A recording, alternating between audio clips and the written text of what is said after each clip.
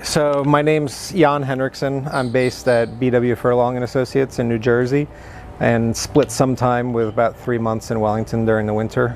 We are a ranging between 17 and 20 vet practice with board certified people in medicine, reproduction, sports medicine and rehab.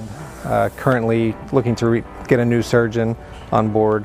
And we have satellite practices in Ocala, Wellington, Virginia, and then our home base is in New Jersey.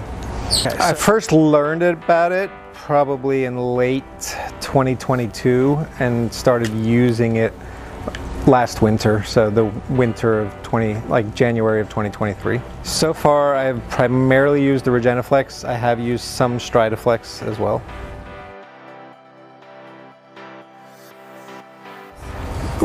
The initial reason for starting with it was the Regeniflex.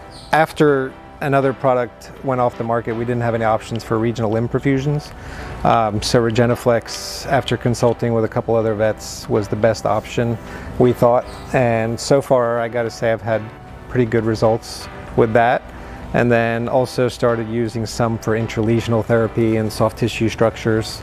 And then over the summer, had a few horses that were doing FEI and we were too close for medications, or the horse had been treated too recently with corticosteroids, so we used the Stridiflex in those instances.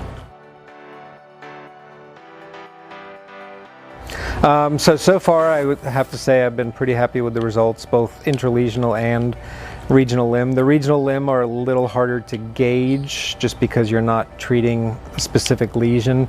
I mean, you are, but you're doing it in a broader aspect. But in those horses where I don't think injecting a medication into the structure is the best choice, and I've done the regionals, I think I've been very happy so far with the results.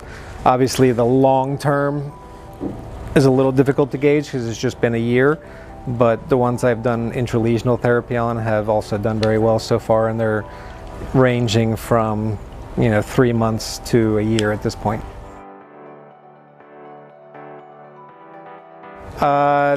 The case that probably stands out the most is a horse that had a history of left front superficial flexor tendonitis, and then also developed some in the right front this year.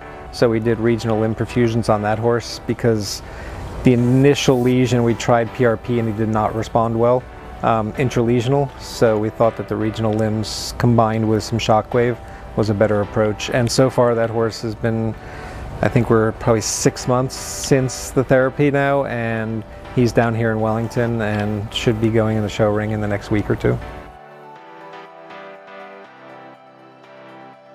I don't have a lot of personal experience with the Amnion products. I've used some, but not as much.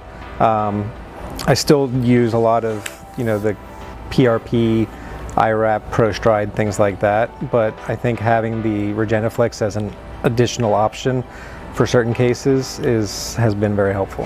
I think the time where I've used the Hilltop bioproducts more has been in those cases where I need the regional limb perfusion option, because I think right now that's probably the best option we have, especially for that.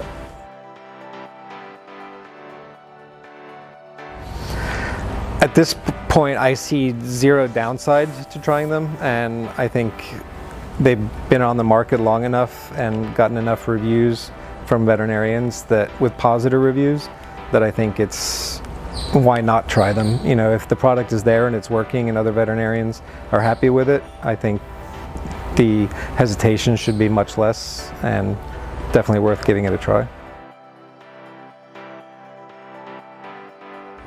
I think all those things come into play.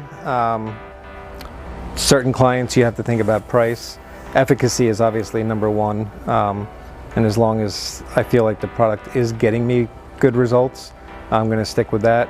And also having it available to you, whether you keep it on the truck or you can get it within 24 hours is also important, as opposed to some products you might need to order them and it might take a couple days.